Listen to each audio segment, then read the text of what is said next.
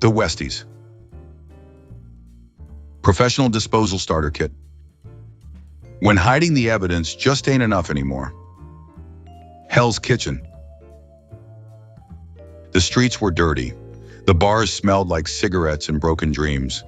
And somewhere in the back room of a Manhattan basement, a guy named Eddie Cummiskey looked at a corpse and said, "You know what this needs? Better organization." Introducing the Westies Disposal Starter Kit, the official product for emotionally unstable Irish gangsters who think bleach counts as interior decorating. Included in every kit, industrial strength garbage bags, questionably sourced bone saw, union approved butcher apron, 5 gallons of absolutely not suspicious bleach, Sinatra cassette tape for atmosphere, 1 cooler stolen directly off the docks, complimentary bottle of Bushmills for bad decisions, new deluxe edition features, do the Houdini instructional VHS tape, waterproof basement floor tarp, fake alibi generator, 3 reusable fake mustaches for laying low. Jimmy from Hell's Kitchen. Before the Westies starter kit, the FBI kept finding bodies all over the place. Total embarrassment. Now, forget about it. Mikey the union guy. I used to use regular garbage bags like a civilian. Disgusting. These industrial bags changed my life and several investigations. Anonymous longshoreman. 5 stars, strong bleach smell, 0 witnesses. The Westies Professional Disposal Starter Kit. Because everybody deserves a proper send-off. Side effects may include federal indictments, wiretaps, missing associates, conversations with the FBI, Jimmy Coonan screaming at you in a basement, becoming the subject of a 9-hour true crime documentary narrated by a guy from Jersey with blood pressure problems. Order now and receive a free bonus item. Mad Dog Sullivan's Silence Customer Service Package. He never argues with complaints permanently. Disclaimer. The Westies Professional Disposal Starter Kit is not responsible for informants, cooperating witnesses, RICO indictments, sewer recovery operations, floating coolers, betrayal by Irish associates, or mysteriously disappearing union pension funds. Product not available in Manhattan, Brooklyn, Queens, or federal custody. Please dispose of responsibly. The Westies. The body disappears, the prison sentence doesn't.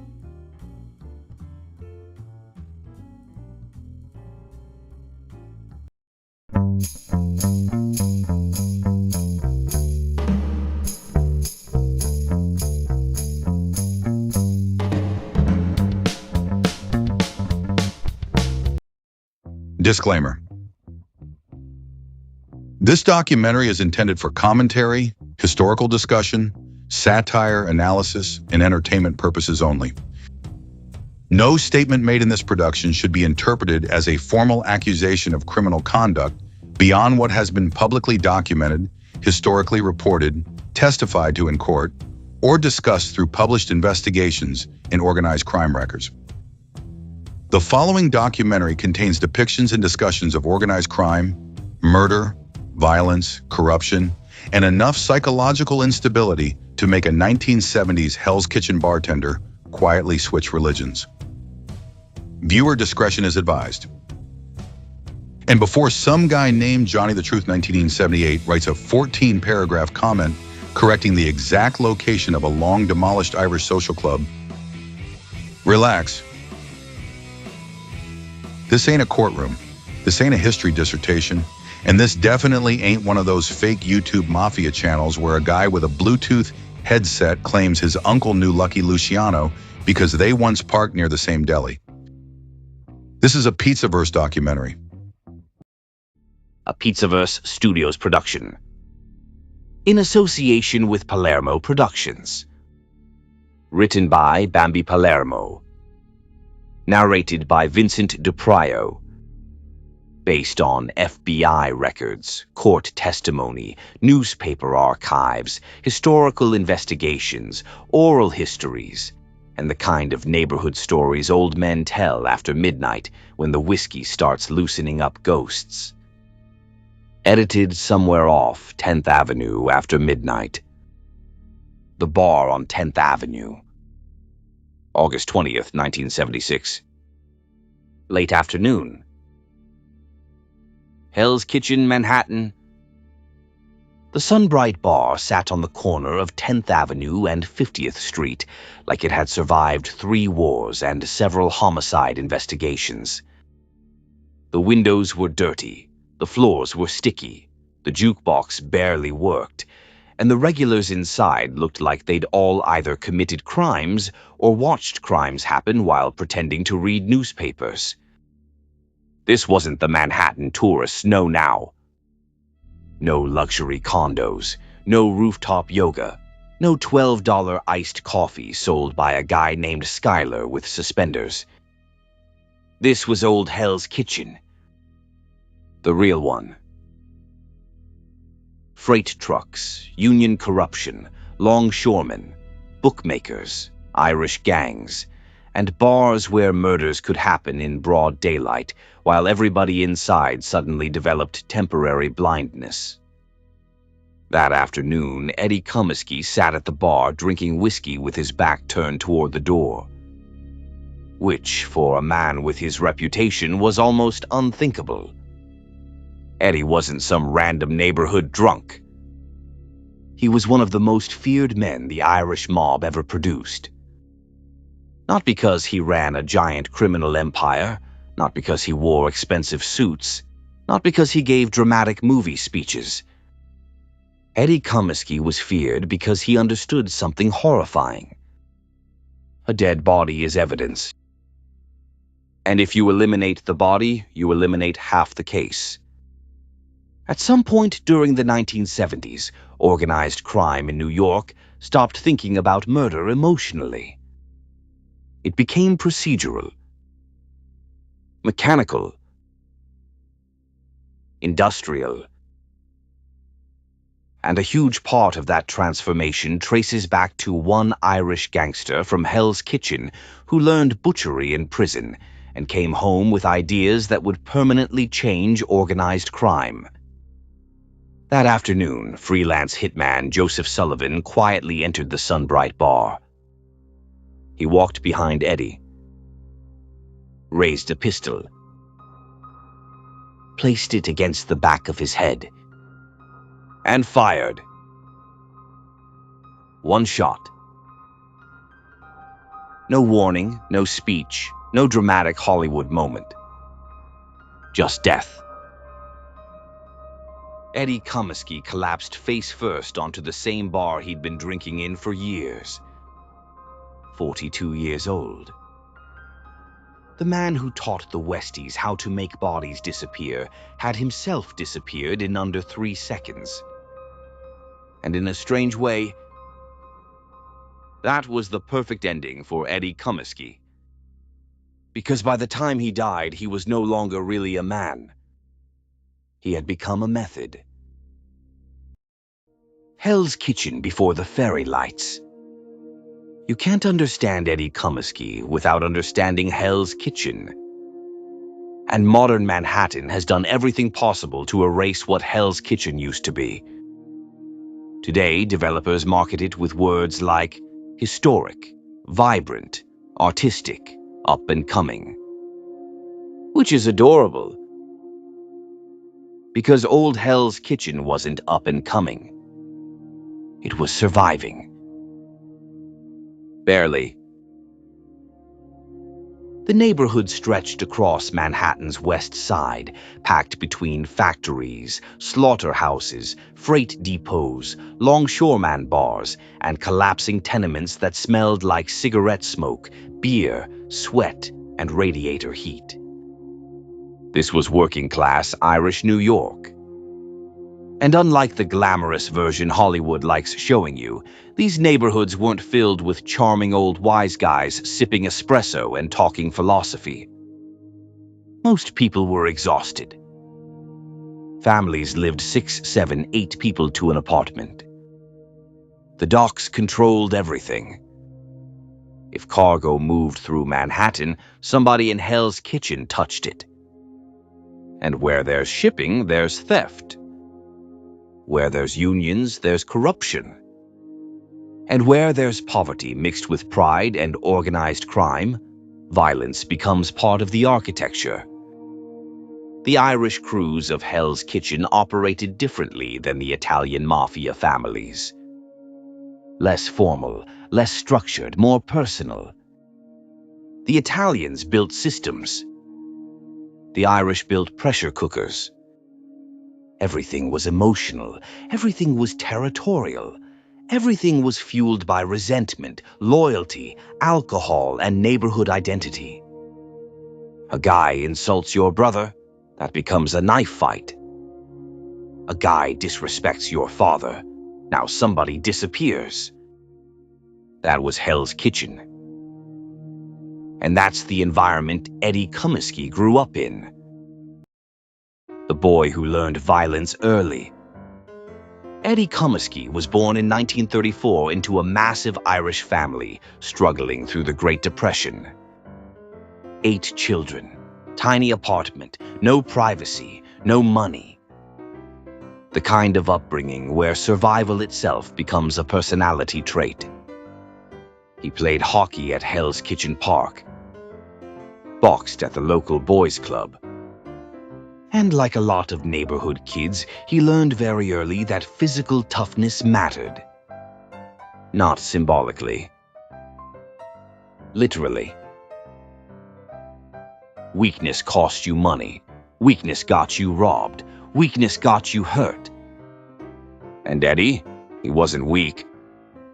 He had curly black hair, piercing blue eyes, and what writer T.J. English later described as the cockiness of a bantam rooster. Which is honestly the most Irish New York description anybody's ever written. Eddie had presence. Not movie star charisma. Predator calm. The kind where older criminals instantly recognize, yeah, this kid's eventually gonna become a serious problem. By his teens, he was already burglarizing buildings and stealing cargo off trucks parked along the west side. And what made Eddie dangerous wasn't rage. It was control. He didn't panic, didn't brag, didn't run his mouth. He approached crime almost professionally. Which is terrifying when you think about it.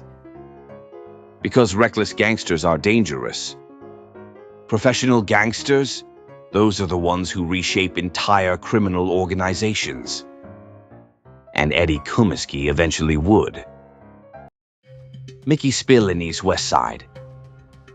By the early 1960s, Eddie was running with the crew of Mickey Spillane. Spillane was old-school Irish mob royalty. The kind of neighborhood boss who kissed babies at funerals and handed out turkeys at Christmas while simultaneously controlling gambling operations, labor rackets, and enough street violence to keep entire blocks terrified. Classic old New York contradiction.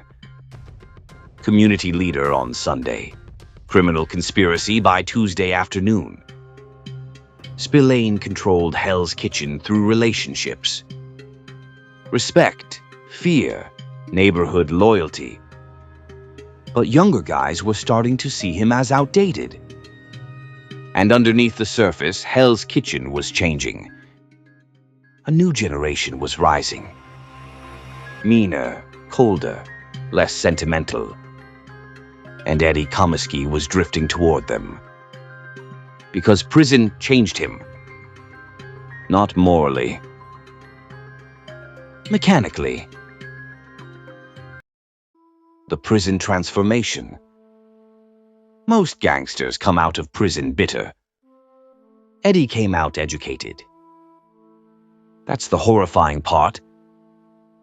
After a violent dispute left another man dead, Eddie fled to Brazil, hid out near Rio, landed on the FBI's radar, eventually returned, and wound up incarcerated. And somewhere between Attica and Sing Sing, he learned butchery. Not casually. Professionally. He earned credentials through the Amalgamated Meat Cutters Union. He learned anatomy, knife work, bone separation, joint structure. He learned how carcasses came apart efficiently. And somewhere inside prison walls, Eddie Cummiskey stopped viewing bodies emotionally. That psychological shift changed everything. Most killers panic after murder. Eddie approached it like cleanup work. That's the difference between violence and systemized violence. And when he returned home to Hell's Kitchen, he brought that mindset with him. That's when he met the student, Jimmy Coonan. The kid watching Eddie closely was named James Coonan. Jimmy Coonan hated the old guard. He hated Mickey Spillane, hated being looked down on, hated being treated like the younger generation. Coonan wanted control of Hell's Kitchen. Not respect, control.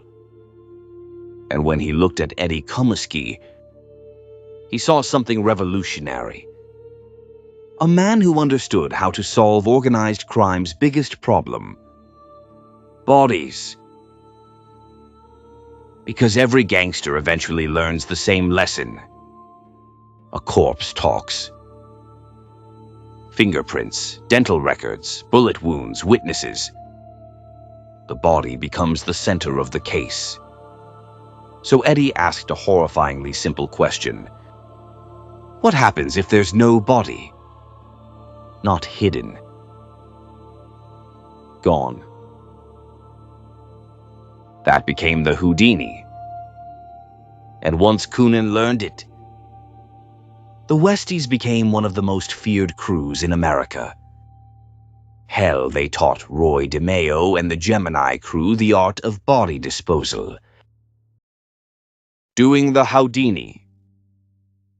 The method itself was brutally practical. Controlled environment. Quick execution. Plastic sheeting. Industrial knives. Bone saws. Buckets for blood, bleach for cleanup, coolers for transport. The body was separated systematically using butcher techniques Eddie learned in prison. Then remains were scattered across multiple disposal sites, rivers, industrial waters, sewer systems, garbage routes. No complete remains, no identification, no easy prosecution. Imagine being an FBI homicide investigator in 1970s New York, trying to build cases against guys who basically turned murder into a disappearing act. That's why the Westies became so feared. Not just because they killed people, because they erased people. And psychologically, that terrified everybody. Because at least with a body, there's closure. The Houdini took even that away. The horror of Patty Dugan. Then came the Patty Dugan murder. And this is where the story crosses from organized crime into nightmare territory. Dugan had become a liability. Too loud, too drunk, too reckless. Coonan and Eddie lured him into a basement under the pretense of planning a hit. Instead, they killed him. Then Eddie broke the body down while Jimmy watched and learned. Like some horrific apprenticeship program from hell. And then came the story that would become Westies folklore. According to multiple later accounts, Dugan's severed head was allegedly brought into the Sunbrite Bar, placed on a stool, given a cigarette, and toasted with whiskey. Now, if you're sitting there thinking, there's absolutely no way human beings actually behaved like that, welcome to 1970s Hell's Kitchen, where trauma, alcoholism, neighborhood mythology, and psychopathy all blended together into one giant Irish crime hallucination. And the terrifying thing? Multiple witnesses later testified to versions of the story under oath. That's when organized crime families across New York started paying attention. Because now the Westies weren't just violent. They were useful. Very useful. Especially to the mafia. The Italians take notice. Eventually, the Genovese crime family and the Gambino crime family realized something important. The Westies could solve problems. Permanent problems. The Jacob Javits Convention Center project brought enormous money into Hell's Kitchen. Construction, cement, unions, shipping, kickbacks. Everybody wanted a piece. And where there's construction money in New York, organized crime appears like raccoons near an open garbage can. That power struggle led to contract killings. And eventually, Eddie Cummiskey himself became expendable. Maybe because he knew too much. Maybe because Coonan outgrew him. Maybe because the politics got too tangled. Nobody knows for sure. But on August 20th, 1976, the teacher got erased. And organized crime moved on like it always does. Cold, efficient, without sentiment. Because the mob romanticizes loyalty, right up until loyalty becomes inconvenient. The man called Mad Dog, the man who killed Eddie Cummiskey, wasn't some screaming movie psychopath waving a revolver around in a trench coat. That's Hollywood nonsense. The real killers were usually quieter than that. And Joseph Sullivan was one of the quietest. Joseph Mad Dog Sullivan came out of Queens. Irish Catholic upbringing, soft-spoken, polite, almost forgettable-looking, which made him terrifying. Because real professional killers usually don't look dangerous. They look like the guy fixing your television antenna in 1974. Sullivan wasn't loyal to one family. He was freelance, which in organized crime means whoever pays me enough, your problem becomes my problem. That's why the mafia loved him. The Italians could use an Irish shooter without directly implicating themselves. And Sullivan had a reputation for efficiency. No speeches, no theatrics, no unnecessary cruelty. Just results. That's another thing people misunderstand about organized crime. Most real killers weren't movie villains giving dramatic monologues. Most were emotionally flat. Professional. They approached murder the same way an electrician approaches wiring. Do the job, get paid, go home. And Sullivan, he was considered one of the best. Which tells you how seriously the power struggle in Hell's Kitchen had become. Because you don't hire a freelance assassin unless politics have already failed. The West Side War. By the mid-1970s, Hell's Kitchen was becoming unstable. The old order was collapsing. Mickey Spillane represented the older Irish street tradition, neighborhood relationships, old-school loyalty, community image. Jimmy Coonan represented something newer. More ruthless, more corporate, more psychologically detached. The old Irish crews still saw themselves as neighborhood figures. Coonan's generation saw organized crime as business, and business meant removing obstacles, even if those obstacles used to be friends. That's why the violence escalated so quickly. People weren't just getting beaten anymore. They were disappearing. And once disappearances start becoming normal inside criminal organizations, paranoia spreads everywhere. Guys stop trusting each other, start carrying weapons constantly, start assuming every meeting could be a setup. Hell's Kitchen turned psychologically poisonous. And underneath all of it sat the Sunbrite Bar, like the center of some drunken Irish criminal universe. Deals, arguments, hits, rumors, fear. Every table in that place probably heard enough felony conspiracies to fill 10 federal indictments. And sitting quietly inside that world was Eddie Cummiskey, the butcher, the teacher, the man who accidentally changed organized crime forever. The shooting at Sunbrite, August 20th, 1976. Late afternoon. The Sunbrite Bar was operating like it always did. Cheap whiskey, Sinatra records, neighborhood guys pretending they weren't watching each other. Eddie sat at the bar with his back toward the entrance.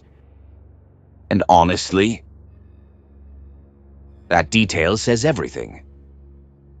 Because a man with Eddie's history normally would have sat facing the door automatically. That's survival instinct. Which means one of three things happened. Either he was exhausted or drunk, or he genuinely believed nobody in Hell's Kitchen would touch him. That third possibility is the saddest. Because organized crime eventually destroys everybody's illusions. Joseph Sullivan entered quietly. No panic, no drama.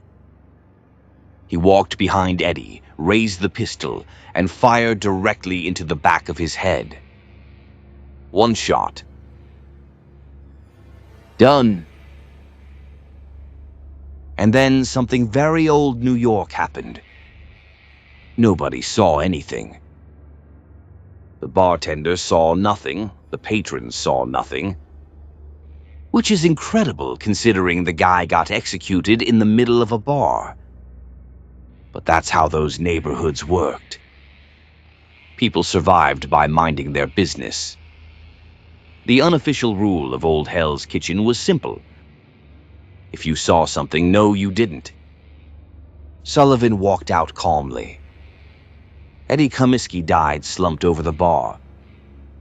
And just like that, the most important teacher in Westies history was gone. The funeral.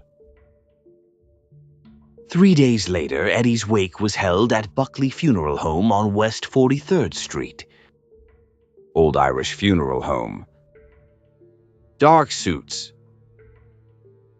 Cigarette smoke. Neighborhood whispers. And underneath all the ritual and tradition sat a very uncomfortable truth.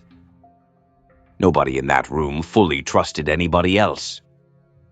That's the psychological reality of organized crime funerals people rarely talk about. Everybody's grieving while simultaneously wondering who's next. Who approved the hit?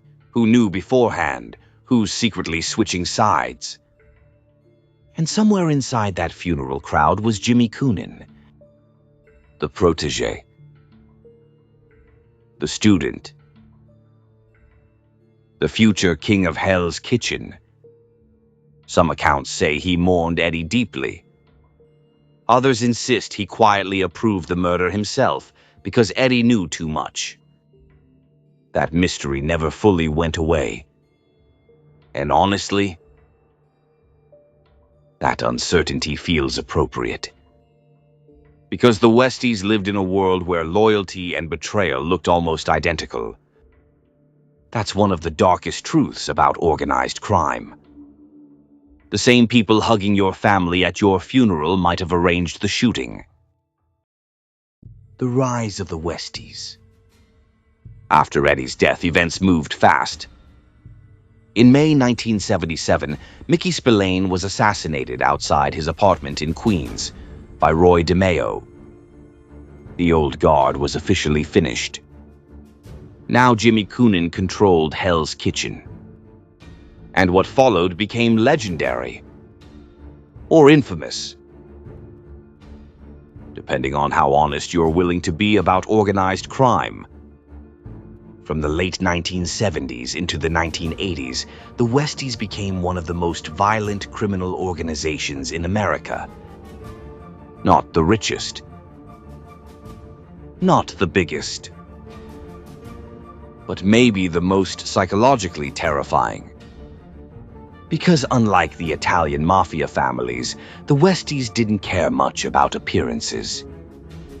The Italians often tried maintaining an image, businessmen, community figures, old-world tradition. The Westies? These guys acted like Irish neighborhood psychopaths who accidentally gained access to organized crime money, which honestly made them unpredictable. And unpredictability creates fear. They handled loan sharking, gambling, labor extortion, contract killings, dock theft, union rackets. And eventually they partnered with the Gambino crime family under Paul Castellano. That relationship benefited both sides. The Gambinos got brutal street enforcers willing to do ugly work. The Westies got protection and access to larger criminal operations. And somewhere inside those arrangements, Eddie Cummiskey's disposal methods spread further and further. That's how criminal techniques evolve. One man learns something horrifying, teaches another, and eventually the method outlives everybody involved. Mickey Featherstone talks. Eventually, the government broke the Westies apart the same way organized crime usually falls apart. Paranoia, informants, ego, fear. And one of the biggest turning points came from Mickey Featherstone. Featherstone eventually cooperated with federal authorities and described the Westies' violence in horrifying detail. Killings, disappearances, body disposal methods. And over again, investigators kept hearing variations of the same procedure. The Houdini. The thing Eddie Cummiskey taught Jimmy Coonan years earlier in the back rooms of Hell's Kitchen bars and basements. Think about that for a second. A prison-learned butcher technique from one Irish gangster in Manhattan eventually became federal courtroom testimony, defining one of America's most infamous criminal organizations. That's legacy. A dark legacy, but legacy all the same. The city changes. Here's the strange part. The violence disappeared. But so did the neighborhood. Hell's Kitchen changed completely. The docks faded, the freight yards disappeared, the old bars closed. Developers arrived with money and fake neighborhood branding. Historic West Side branding. Yeah, historic. Meaning, people used to get murdered here, but now there's a juice bar. The Sunbrite Bar vanished. The old tenements became luxury apartments. The Irish neighborhood identity slowly dissolved into modern Manhattan real estate culture. And honestly, that transformation feels almost surreal when you compare it to what the area once was. Because people now walk dogs through streets where organized crime wars once unfolded. Tourists take selfies where bodies were allegedly loaded into coolers. That's New York. The city doesn't preserve history. It buries it under newer money. the real legacy of Eddie Cummiskey. Most mobsters chase reputation. Eddie Cummiskey never really got one. No famous catchphrases, no Hollywood movie, no glamorous mythology. He wasn't charismatic enough for pop culture. He was useful. And sometimes usefulness becomes more dangerous than fame. Federal investigators later described the Westies' disposal methods as among the most effective body removal techniques American organized crime had ever seen. Think about how insane that statement is. This wasn't mythology anymore. It became law enforcement reality. Variations of the method spread through criminal organizations in other cities: Boston, Philadelphia, New Orleans, Chicago. The techniques traveled. The teacher disappeared into history. And honestly, that may be the most mafia ending imaginable. Because organized crime doesn't really reward its innovators. It consumes them. The men who teach the technique. That's the real story of Eddie Cummiskey. Not a kingpin, not a celebrity gangster. A mechanic of violence. A prison-trained butcher who returned to Hell's Kitchen carrying a procedure that would permanently shape organized crime. He taught Jimmy Coonan. Coonan built the Westies empire. The Westies terrified New York. The FBI eventually tore the organization apart. And through it all, the method survived longer than every man involved. That's the real lesson here. Not the money, not the violence, not the mythology. The lesson is this. In organized crime, the men who teach the technique are eventually erased by it. Eddie Cummiskey taught people how to disappear bodies. Eventually, he disappeared too. And now all that remains are FBI transcripts, neighborhood legends, old newspaper clippings, and whispers from a version of Manhattan that no longer exists. The bars are gone. The docks are gone. The old Irish neighborhood is gone. But somewhere underneath modern Manhattan, the ghosts are probably still drinking. Subscribe to Pizzaverse Studios for more. Psychological breakdowns, internet culture documentaries, MobTube investigations, digital sociology, livestream psychology, and deep dives into the strange evolution of online personalities. New documentaries weekly. Special thanks to everybody still capable of independent thought in the middle of the internet circus. To the replay gang, the late-night listeners, the haters, Tupperware bandits, lurkers, junkies, and the real ones holding on to sanity while the algorithm burns the building down. We appreciate you. And remember,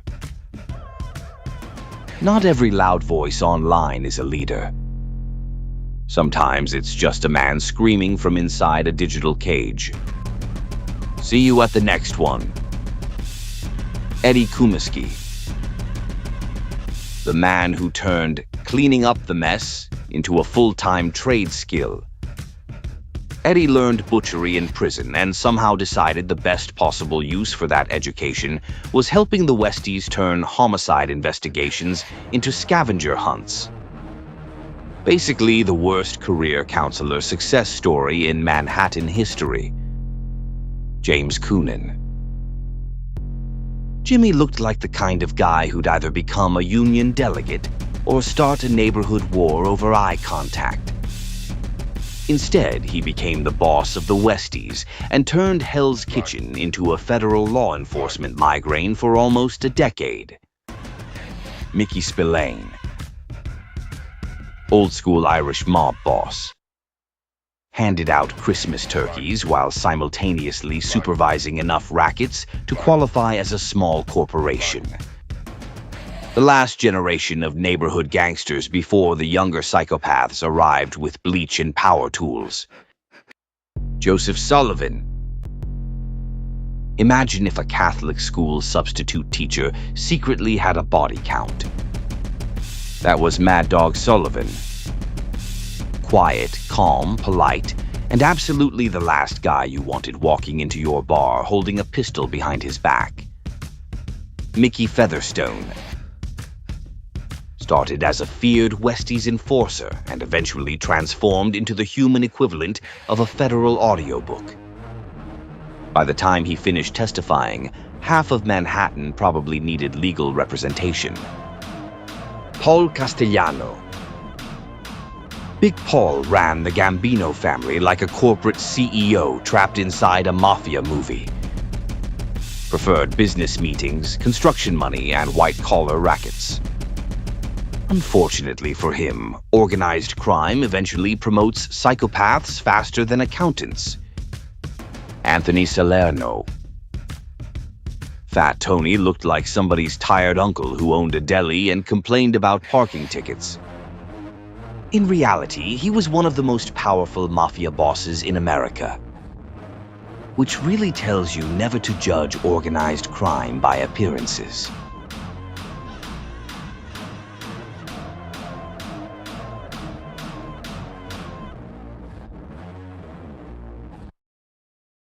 Are you constantly beefing with strangers online, threatening people through live streams, screaming about loyalty at 4 a.m., and accidentally turning your YouTube channel into a psychological crime scene?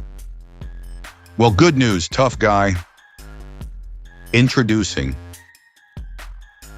Sulflo's Internet Witness Protection Program, the first online safety system specifically designed for emotionally unstable live streamers, digital prison philosophers, fake internet gangsters, and middle-aged men one argument away from throwing their router through drywall.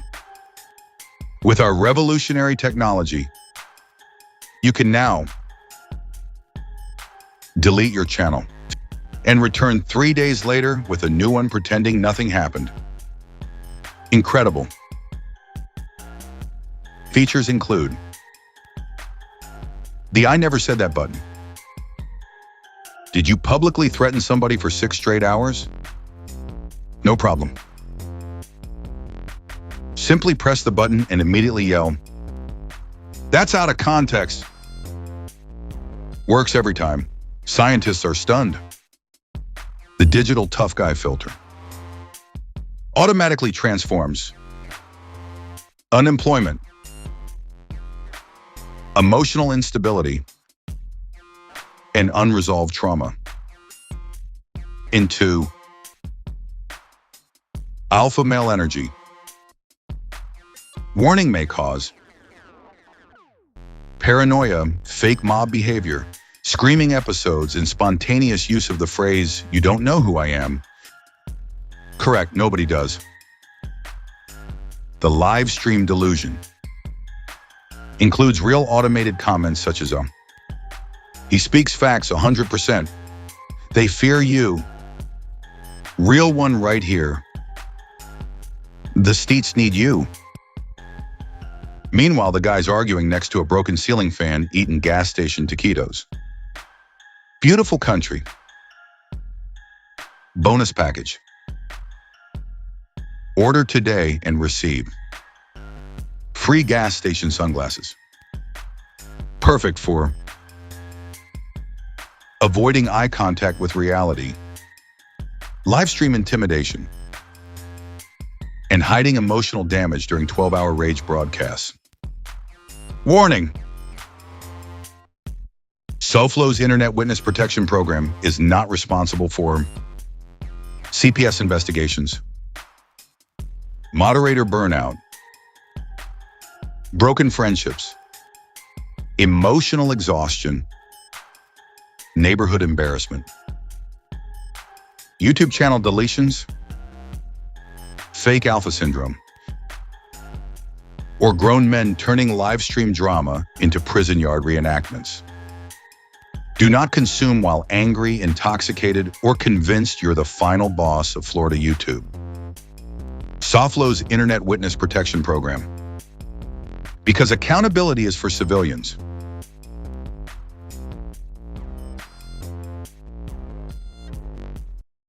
And I go into that ground, I won't go quietly, I'm bringing my crown. When I go into that ground, oh, they gotta bury me face down. From the rubble, what do I see? There's a whole damn army thinking that they're gonna harm me, saying that I'll never get free.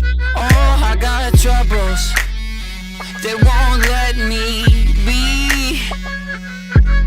But I won't get tired, set the town on fire till my troubles got trouble with me. Thinking that they've won, it's only just begun. When I go into that ground, I won't go quietly, I'm bringing my crown. And when I go into that ground, oh, they gotta bury me face down.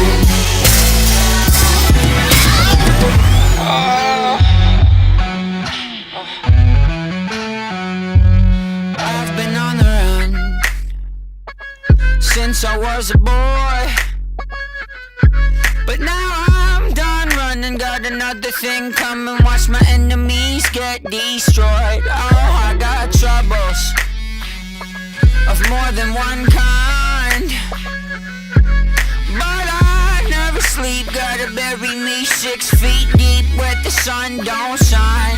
Thinking that they've won, it's only just begun. When I go into that ground, I won't go quietly, I'm bringing my crown. And when I go into that ground, oh, they gotta bury me face down.